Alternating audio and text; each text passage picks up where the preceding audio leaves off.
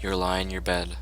The dull whirring of your air conditioner is the only thing separating you from total silence. You know, that particular silence that is so heavy and so thick, it's almost the equivalent of a loud noise itself. The kind of silence where you could hear a pin drop 3 rooms away, and the kind of silence that fills your ears with the sound of your own heartbeat as your ear presses against your pillow. That kind of silence.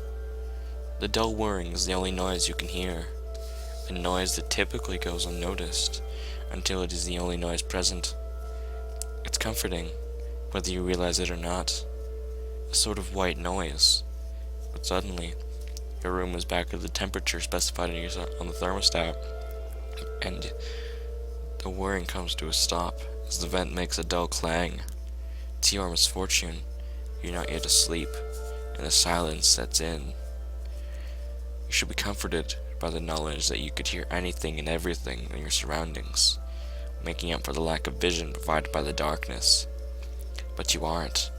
It's this very environment that sets you on edge, causes your heart to beat a bit faster, makes your body tense without explanation, and it makes you aware when you are not alone.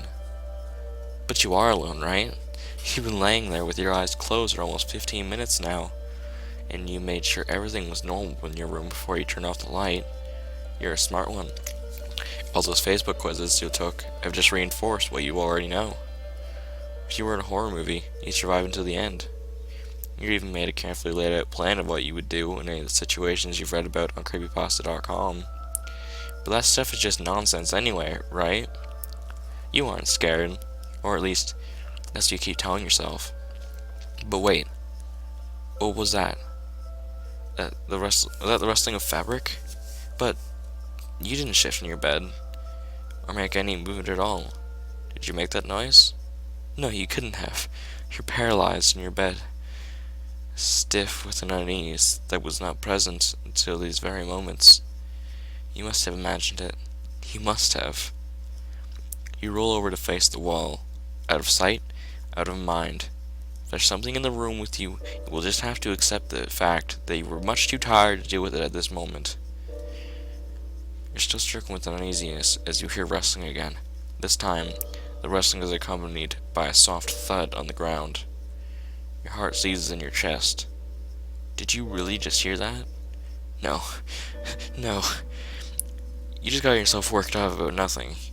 You really should stop playing. Stop playing horror survivor games so late at night. It's messing with your brain. You're a rational person. Stop acting so childish. Just fall asleep already.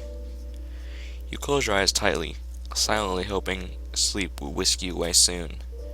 You're practically begging for the safety of the non-existent dream worlds of your own creation. You're running away in a sense, but there's nothing there, right? You're just tired. I know. As your eyes are clenched tightly shut, you become aware that no matter how much you want to, you can no longer move your arms and legs.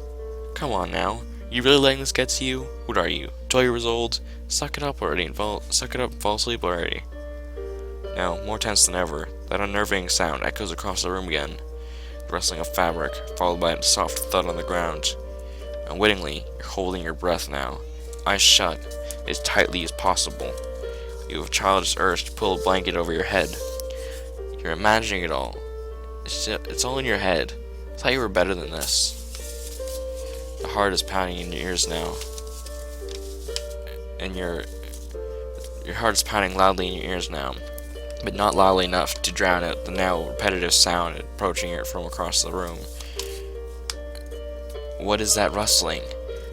Maybe you left some paper on the ground. That has to be it. And that thumping?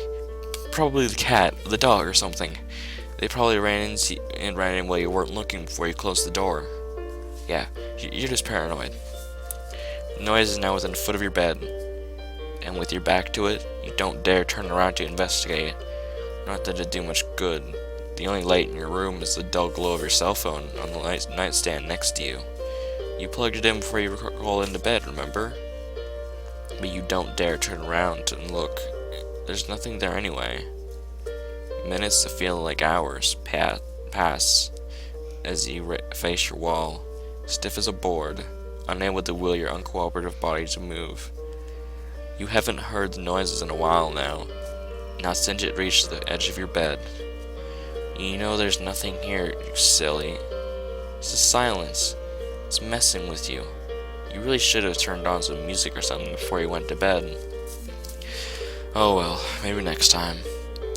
Suddenly, a familiar clang echoes throughout the room, followed by the familiar whirring. You exhale deeply, your body relaxing as you are flooded with relief. Thank God that's over. Now you can finally sleep in peace. The sounds are really getting to you. You roll over and open your eyes to check the time on your lit cell phone. It must have been at least an hour since you first went to bed. You are greeted face to face with his ear-to-ear grin. Dimly lit sockets where eyes once resided stare intently at you. I see you're still awake.